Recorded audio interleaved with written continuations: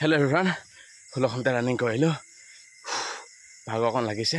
তোমালোকেতো জানাই TRMৰ বাবে বিভিন্ন ধৰণৰ আপডেটসমূহ দি থাকোঁ, তোমালোকক মটিভেশ্যন দি থাকোঁ। লগতে ময়ো তোমালোকৰ মাধ্যমেৰে নিজকে মটিভেশ্যন লওঁ। দেখিছাই আছাম পুলিচত কিমানে চাকৰি পাই গৈছে, লগতে আছাম কামাণ্ডত কিমানে চাকৰি পাই গৈছে। অসম চৰকাৰখনে কেনেধৰণে চাকৰি দিছে তোমালোকে দেখা পাইছে।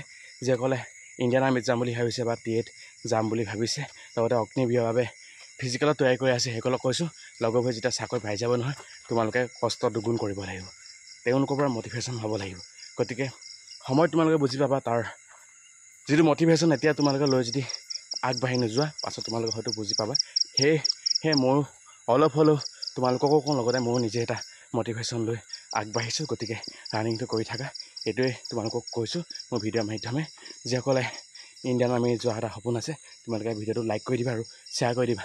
যিমান পাৰা শ্বেয়াৰ কৰি দিবাচোন যিসকলে অগ্নিবীৰত যাম বুলি ভাবিছে বা TRMত যাম বুলি ভাবিছে।